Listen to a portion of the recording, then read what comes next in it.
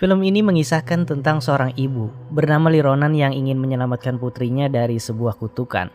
Pada 6 tahun yang lalu, Ronan rupanya dikutuk karena telah melanggar suatu kepercayaan, dan akibat perbuatannya itu, kekasih dan keluarganya meninggal secara misterius. Hingga setelah kejadian mengerikan tersebut, Ronan kini hidup dalam kesengsaraan dan ia pun memutuskan untuk meninggalkan anak yang baru dilahirkannya kepada sebuah lembaga panti asuhan yang dikelola oleh seorang laki-laki bernama Mingsha. Dan selang beberapa tahun kemudian, Ronan memiliki keinginan untuk meminta anaknya kembali dan mencoba untuk mengurus dan membesarkan anaknya sendiri. Hingga akhirnya, hari yang dinantikan itu pun tiba.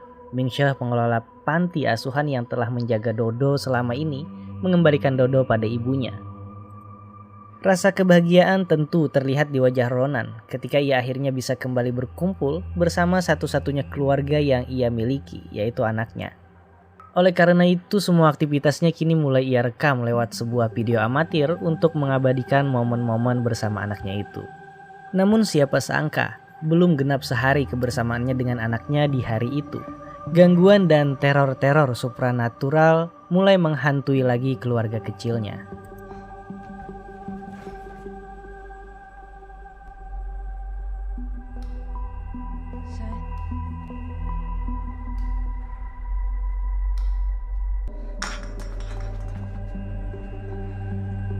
Tak hanya gangguan yang ada di sekitaran tempat tinggal mereka, bahkan gangguan tersebut terjadi langsung pada anaknya Ronan.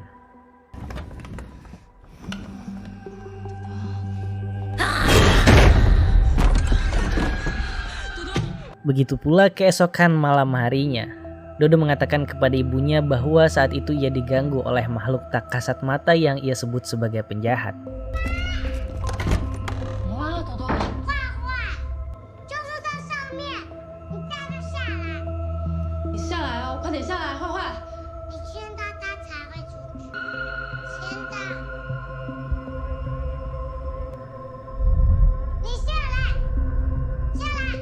Bahkan di hari berikutnya, tanpa pengawasan ibunya, Dodo kerap berinteraksi dengan makhluk tak kasat mata yang sebelumnya disebutnya sebagai penjahat. Dan saat itu Dodo memasuki sebuah tempat terlarang di bagian atap rumah mereka karena hasutan dari sosok makhluk tak kasat mata itu.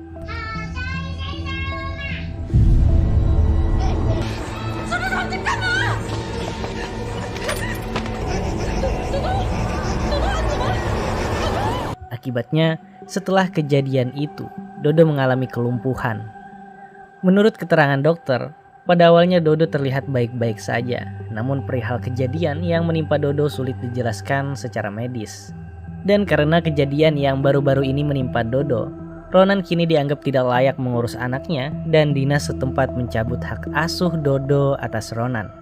Tentunya hal ini menyakitkan bagi Ronan, hingga akhirnya Ronan memutuskan untuk membawa Dodo kabur dari kediaman mereka dan pergi ke suatu tempat.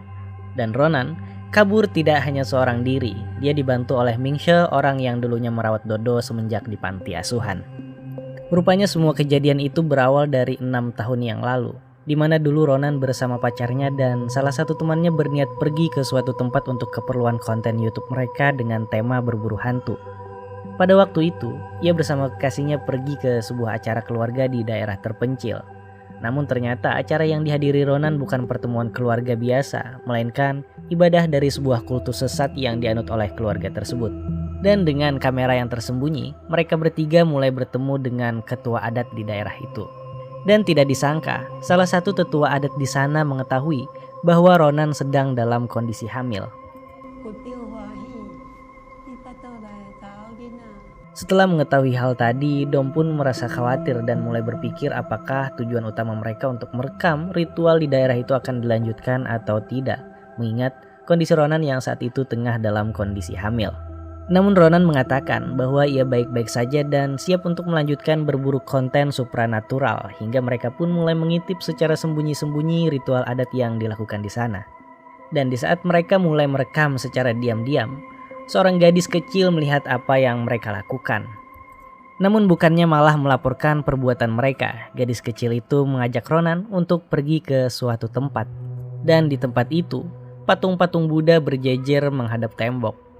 Di bagian langit-langitnya terdapat sebuah lukisan khas agama tertentu, Namun ada hal yang aneh dari lukisan itu. Ada darah di bagian kepala lukisan itu yang menetes hingga jatuh ke lantai. Kemudian Ronan diajak oleh gadis kecil yang membawanya tadi untuk memberi makan katak dengan seikat rambut.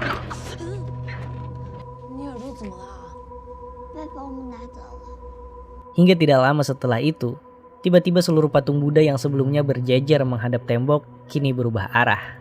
Tidak sampai di sana, rasa penasaran mereka terhadap kepercayaan yang dianut oleh salah satu keluarga di sana semakin menjadi-jadi.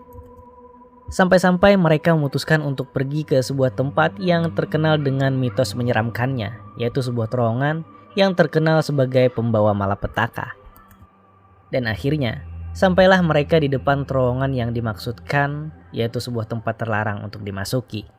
Di mana di sana mereka melihat gadis kecil dalam keadaan pingsan yang sebelumnya bersama mereka tergeletak di depan terowongan tersebut. Hingga tiba-tiba suara tangisan bayi terdengar dari arah dalam terowongan itu yang membuat Yuan merusak paksa pintu terowongan tersebut untuk mengetahui kondisi di dalam sana.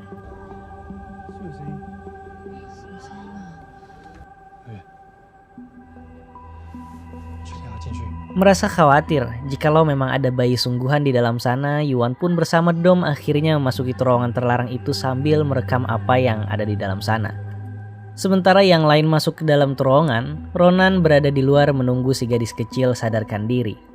Dan selang beberapa menit kemudian, tiba-tiba Yuan keluar dari dalam terowongan sambil berteriak histeris, lalu pergi kabur dan meninggalkan kameranya di depan terowongan itu. Sedangkan Dom ditemukan oleh orang-orang di sana sudah dalam keadaan tidak bernyawa lagi, dan Ronan yang merintih menangis kematian kekasihnya dimarahi oleh penduduk di sana karena mereka telah melanggar larangan yang ada di tempat itu. Hingga setelah kejadian itu, Yuan pun berusaha kabur menjauhi terowongan itu, namun di dalam perjalanannya dia mendapati banyak sekali kejadian-kejadian ganjil, di mana para penganut kepercayaan di sana bersujud memohon ampun sambil mengucapkan mantra Hoho Shiu Si Siuma, sebuah mantra yang sering mereka ucapkan, mantra yang menurut penganut di sana diartikan sebagai permintaan berkah. Di sana Ronan pun melihat Yuan berperilaku aneh seperti bukan dirinya. Hingga di saat Ronan kembali menoleh ke arah belakang, rupanya semua orang yang memohon ampun tadi langsung mendapatkan kutukan.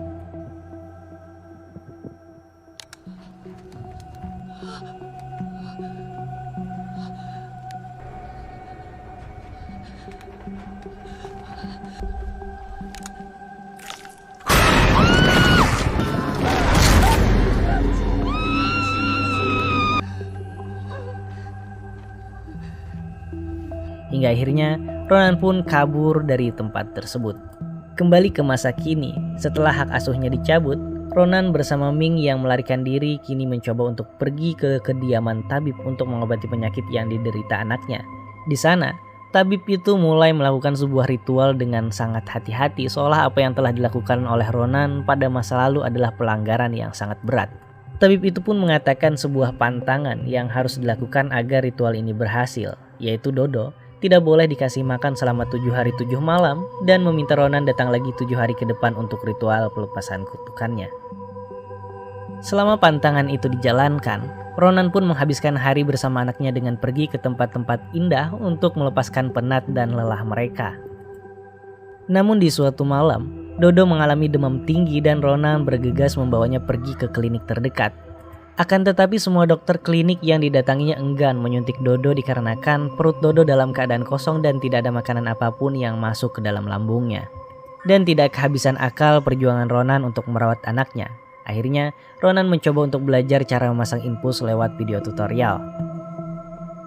Hari demi hari mulai terlewati, namun kondisi anaknya Dodo semakin hari semakin parah. Ronan sadar penyebab anaknya jadi seperti ini salah satunya adalah karena kutukan dan yang kedua adalah karena tidak makan selama berhari-hari. Pada akhirnya, Ronan yang tidak sanggup melihat anaknya terus dalam keadaan lemas melanggar pantangan lagi dengan memberikan anaknya sesuap makanan. Di tempat lain, Mingxia mencoba memperbaiki file video rusak dari kamera Yuan ketika di dalam terowongan 6 tahun yang lalu. Dia juga menyelidiki sekte sesat di tempat itu dan juga arti dari mantra yang selalu mereka ucapkan. Dan untuk mengetahui lebih jelas tentang sekte itu dan juga arti dari mantra yang sering mereka ucapkan, Mingxia berniat untuk menemui salah satu tokoh agama Buddha yang mungkin bisa memberikan kejelasan tentang sekte tersebut. Mingxia pun sampai di tempat tokoh agama yang dimaksud, bertemu dan menanyakan arti dari mantra itu. Singkat cerita, Mingxia akhirnya mengetahui arti dari mantra itu, namun kondisi Mingxia semakin memburuk setiap melihat isi rekaman video Yuan yang sudah berhasil diperbaiki. Dan ternyata Mingxia juga terkena kutukan dan perbuatan yang di luar kendalinya akhirnya membuatnya mengakhiri hidupnya. Sementara itu bukannya malah membaik, kondisi Dodo setelah diberikan makanan kini semakin parah. Ronan pun sadar apa yang telah dilakukannya adalah melanggar salah satu pantangan.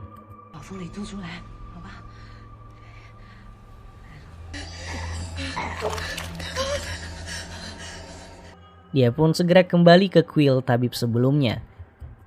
Namun ketika ia kembali ke tempat itu, ternyata sang tabib sudah dalam keadaan tidak bernyawa.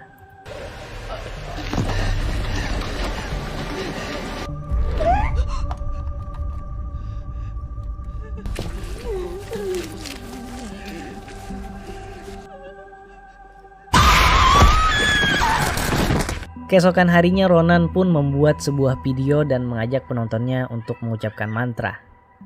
Sebuah mantra yang dipercayai Ronan adalah mantra keselamatan dan pembawa berkah, mantra yang sampai kini belum diungkap arti sebenarnya.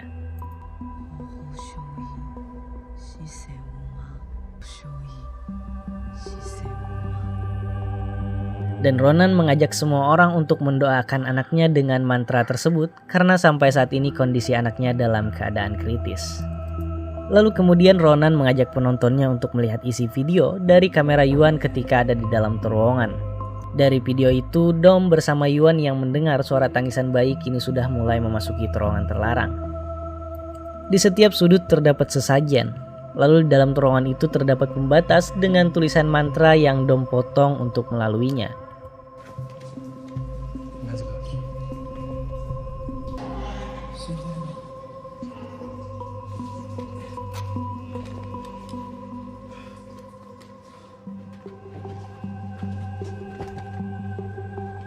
Di dalam sana terdapat banyak anakan patung Buddha yang juga dilengkapi dengan sesajen, rambut dan juga gigi yang dipersembahkan kepada dewa yang menghuni terowongan angker tersebut.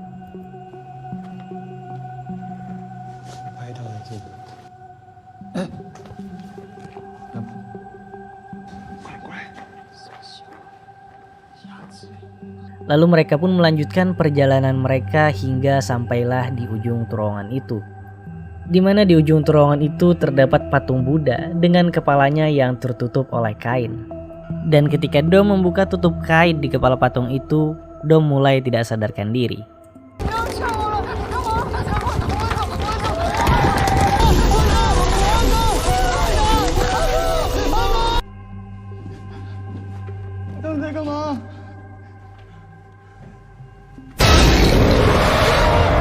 Baik Ronan, Yuan, dan Dom mereka telah melanggar larangan di daerah itu dengan memasuki terowongan terlarang, bahkan membuka tutup kain dari topeng Buddha.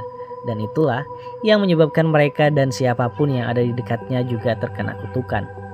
Dan untuk mengakhiri penderitaannya, Ronan kini kembali pergi ke tempat terlarang itu. Sambil merekam aktivitasnya di dalam sana, Ronan mulai memasuki terowongan dan mulai menyusun kembali tiap sesajen yang sebelumnya berantakan ulah dari Yuan dan Dom 6 tahun yang lalu. Hingga sampailah dia di ujung terowongan dan bertemu dengan patung yang kepalanya tertutup oleh kain. Dan Yuan mulai melakukan ritualnya sambil mengucapkan mantra. Lalu memutarkan video dari laptop yang dibawanya ke dalam terowongan itu. Rekaman dari biksu yang mengatakan arti dari mantra yang terus diucapkannya. Dan ternyata arti sebenarnya dari mantra itu adalah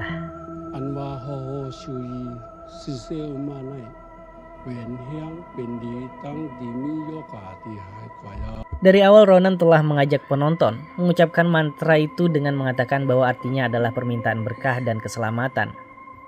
Padahal arti yang sebenarnya adalah berbagi kutukan.